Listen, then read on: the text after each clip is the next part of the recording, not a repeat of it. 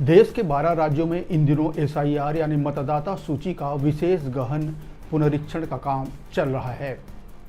असम में आज से एसआईआर की प्रक्रिया शुरू हो गई है।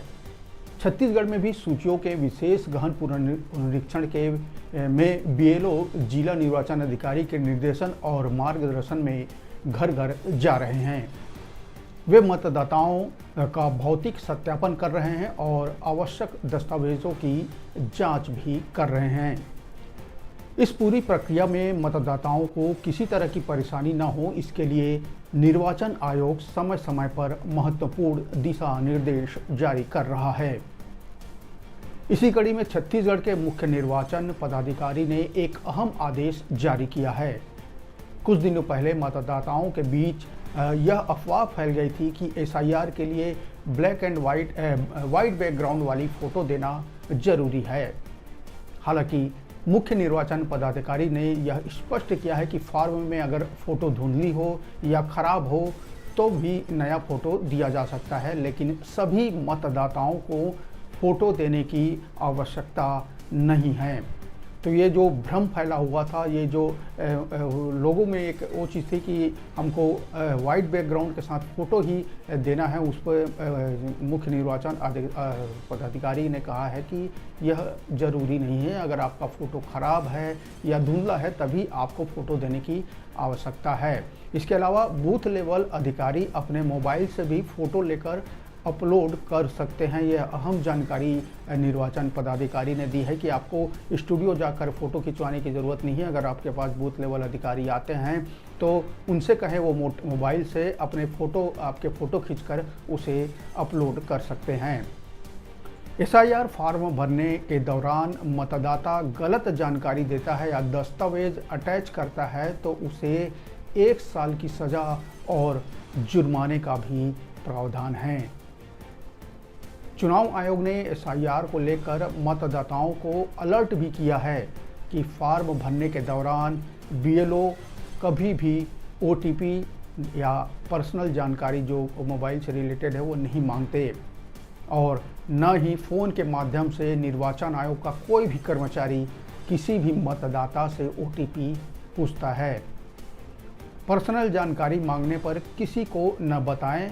ऐसा होने पर थाने में ज़रूर इसकी शिकायत करें। वहीं एसआईआर फॉर्म भरने की अंतिम तिथि बढ़ाने की मांग भी एक तरफ लोगों द्वारा की जा रही है। छत्तीसगढ़ में मतदाता सूची के गहन पुनरीक्षण के दूसरे चरण की प्रक्रिया 4 नवंबर से शुरू हो चुकी है। बीएलओ घर घर जाकर सर्वे कार्य कर रहे हैं। यदि आपका नाम 2003 की एसआईआर सूची में है तो आपको कोई दस्तावेज देने की ज़रूरत नहीं। यहाँ भी एक भ्रम था कि कई लोग 10वीं का मार्कशीट खोज रहे थे, कई लोग अपना जन्म प्रमाण पत्र खोज रहे थे जो 2003 में जिनका नाम है वे भी, मगर यहाँ स्पष्ट कहा गया है कि 2003 में अगर आपका नाम है तो आपको किसी भी प्रकार की कोई भी दस्तावेज देने की ज़रूरी नहीं है।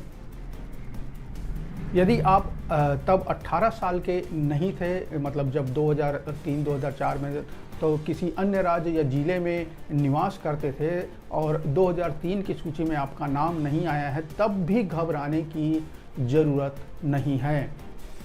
यदि 2003 के लिस्ट में देश के किसी भी राज्य में आपके माता पिता का नाम है तो भी आपको दस्तावेज नहीं देने होंगे। लेकिन अगर 2003 की लिस्ट में न आपका नाम है और न ही आपके माता पिता का नाम है तो आपको अपनी नागरिकता साबित करनी होगी। इसके लिए इलेक्शन कमीशन ने 13 प्रकार के दस्तावेजों की सूची जारी की है जिन्हें दिखाने के बाद ही आपका नाम नए मतदाता सूची में शामिल हो सकेगा।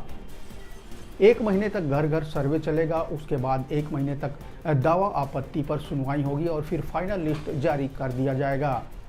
यदि एसआईआर प्रक्रिया में आपका नाम कट जाता है तो पहले कलेक्टर और फिर मुख्य निर्वाचन कार्यालय में इसकी अपील भी आप कर सकते हैं। एसआईआर यानी स्पेशल इंटेंसिव रिवीजन यानी 1951 से 2004 के बीच लगभग 8 बार हो चुका है। और अंतिम बार 2004 में देश में किया गया था। यह प्रक्रिया वोटर लिस्ट को माइक्रो लेवल पर शुद्ध करने के लिए होती है। इसमें मृत्यु, स्थायी रूप से शिफ्ट हुए, डुप्लीकेट वोटर, घुसपैठिए, लापता वोटरों और विदेशी वोटरों की पहचान कर उनके नाम हटाए जाते हैं। इसलिए ज़रूरी हो गया है क्योंकि लंबे समय से यह प्रक्रिया नहीं हुई थी और वोटर लिस्ट में काफ़ी गलतियाँ थी, त्रुटियाँ बढ़ गई थी। इसी वजह से मुख्य चुनाव आयुक्त ने इसे शुरू करने का निर्णय लिया। पहले चरण में बिहार में एसआईआर पूरी हो चुकी है। दूसरे चरण में यूपी और पश्चिम बंगाल समेत 12 राज्यों में इसका काम चल रहा है और तीसरे चरण में बाकी के राज्यों में इसे शुरू किया जाएगा।